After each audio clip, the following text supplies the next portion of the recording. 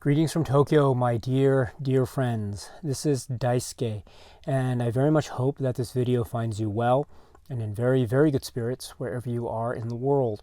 And today, if you don't mind, I would very much like to continue on our conversation with respect to the films made by the great Japanese filmmaker and artist Takeshi Kitano, also known as Beat Takeshi.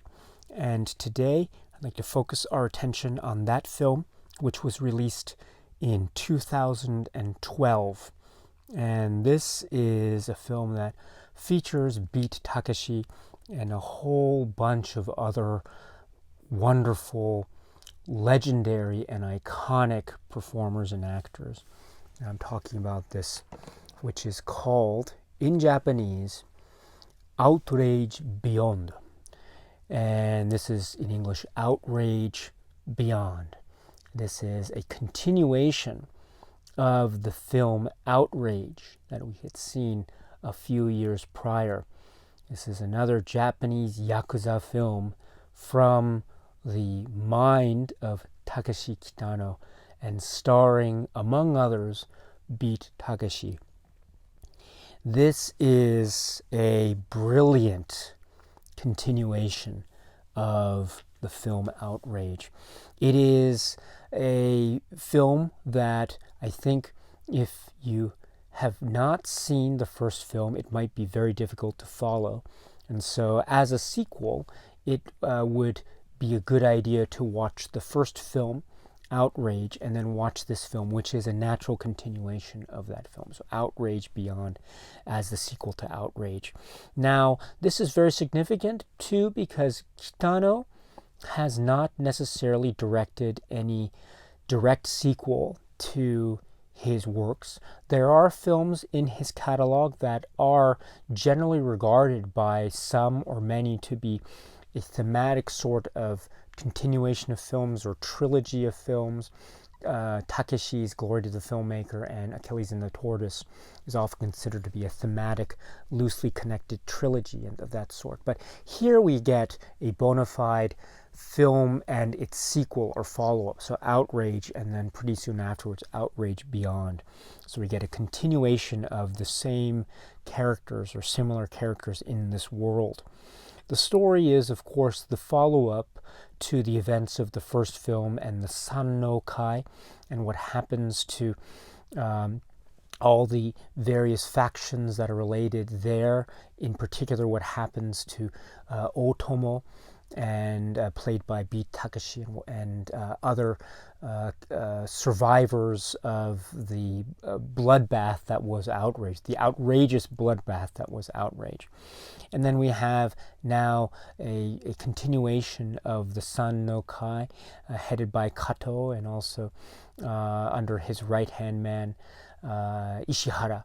And so we get the Kataoka character, the policeman character, trying to use his slimy Machiavellian scheming ways to bring down the San no Kai. And he seems to hit on the idea that one way to bring down this Yakuza crime organization is to use another Yakuza crime organization, which comes in the form of the Hanabishikai. And so he gets the idea, or it's probably developed somewhere, that to bring down one, you need to use the other. And so he tries various means in order to use this rivalry, or to incite some kind of rivalry type of feeling or sentiment to cause, in essence, a war that will bring down the criminal organizations. But it's more complicated than that, as we know in the Beat Takeshi Yakuza film, because these seemingly different organizations, they might seem to be rivals, but in fact they are allies, or maybe they aren't, or they are, or they aren't. Who knows? But in fact, there is a bit of room for some maneuvering, and we then get the reintroduction of one of the great Beat Takeshi characters in all of his films. That is that of Otomo. And then we get the return of Otomo, and not just that, we get also the return of the character of Kimura from the Murase faction from the first film. And so we get formal rivals, but now having to come together as part of this Machiavellian scheme by Kataoka, but also as a way of trying to avenge their own feelings and settling their own scores that they have with various members of the gangs that betrayed them or that really dishonored them due to the events that we saw in the first film. So in many ways, this is a brilliant continuation of all the plot threads that were set up in Outrage. We see them, we see the continuations and the conclusions of a lot of these plot threads in this film, Outrage Beyond. It makes the film, therefore, very satisfying, especially when we remember all the events that happened in the first film. So this film, Outrage Beyond, satisfies a lot of those plot threads that were maybe, in a lot of respects, left hanging at the end of the first film. So that's one reason, I think, to watch and to really enjoy this film, Outrage Beyond. Also, there is a lot of this brand of Beat Takeshi or Takeshi Kitano cinematic violence and how it's portrayed. It is a very violent film. It is a very intense film, and at a lot of times, it is also very funny and chilling at the same time. And I've mentioned this point about how in many of his films, he does such a great job, Kitano does, of walking the line very finely between that which is funny and that which is very gross and sadistic and horrifying. And it creates these moments of cinema and his films that just are unforgettable. And so we see a lot of that here in the setup and the sadistic nature of Otomo and Kimura and company trying to get their revenge with the backing of the Hanabishi. Also, we get wonderful, speaking of the comic overtones, the gangster speak, the way that the gangsters speak Japanese, and then the way that they use the rolling of the tongues in order to effect even more senses of aggression and anger when they're speaking, and the back and forth between say the Hanabishi on the one hand and Otomo and Kimura, in particular Otomo on the other, or where Kataoka is getting angry at Otomo and Otomo is getting angry at Kataoka, and that sort of banter back and forth is very frightening, very machismo. It's also akin in a lot of ways to the type of verbal sparring sort of timing that is very key in manzai comedy, this type of duo comedy that we understand Beat Takeshi made his name in, because he has his roots in television comedy and stand-up comedy and also manzai comedy. So in a lot of senses, the use of Japanese language has that rhythm, and it's very rough and it's very coarse, but it's also, there is a certain sense of a mellifluousness in an interesting way in the way that the Japanese is used, and especially when these Yakuza types get really angry.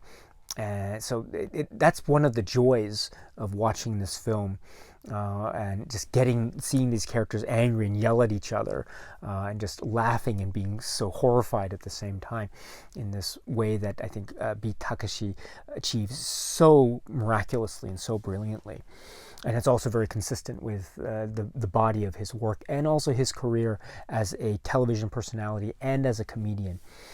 So it has its roots in many different fields, as it were.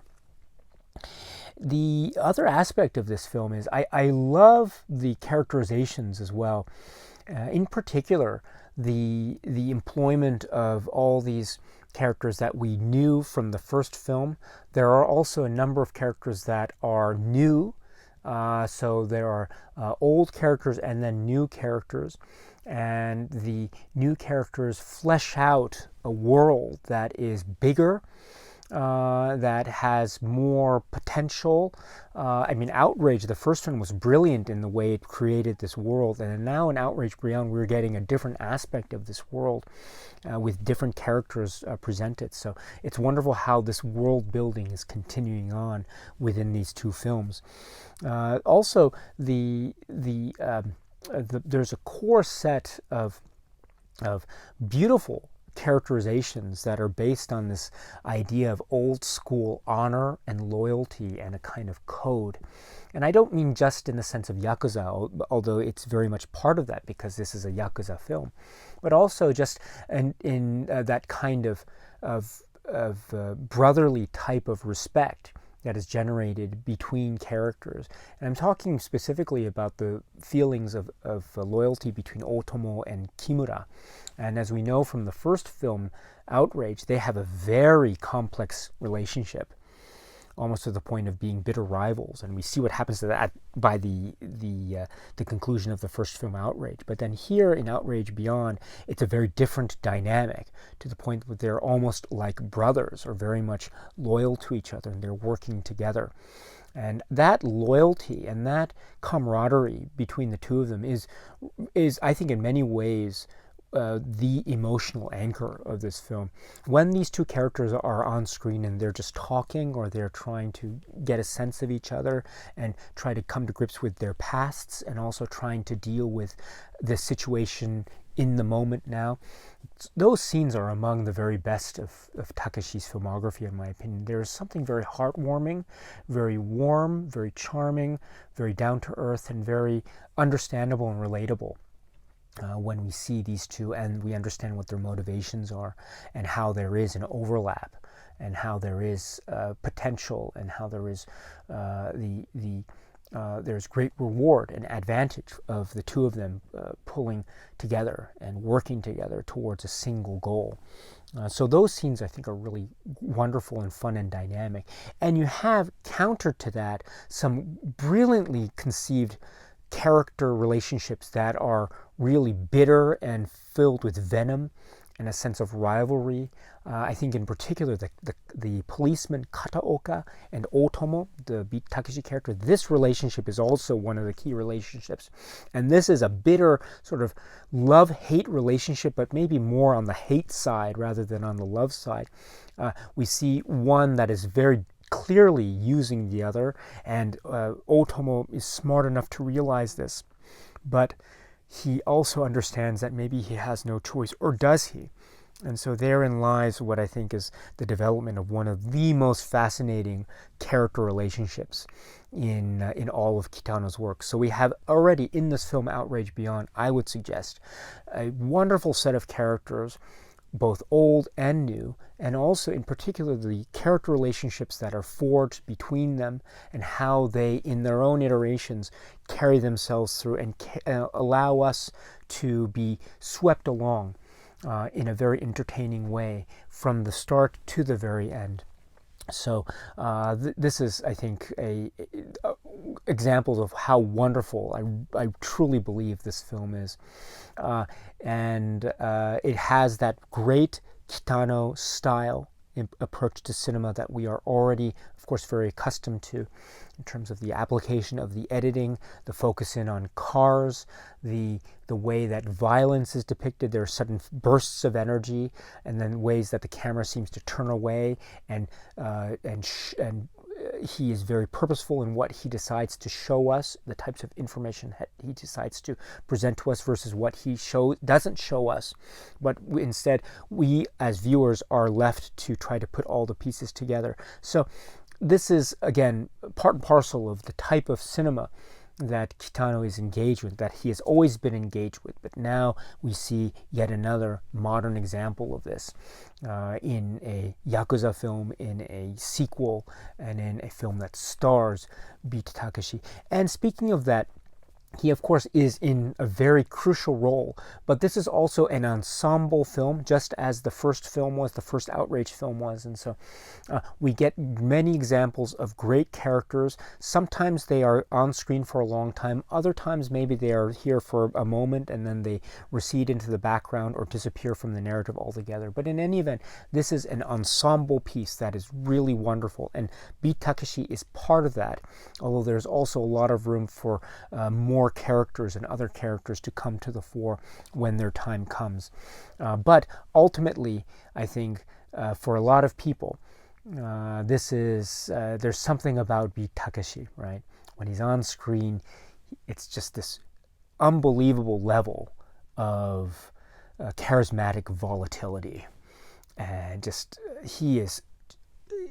it's just overflowing with this kind of cinematic aura. You can't take your eyes off him. Just the way that he is walking, his manner, his demeanor, his facial expression, the way he laughs, the way he registers pain and tragedy and anger. This is ultimately one of the great continuations of the Beat Takeshi performance, as we saw initiated in the first film Outrage, and now continued on with such glory and such a masterful style in this film Outrage Beyond. This is one of my favorite Kitano films.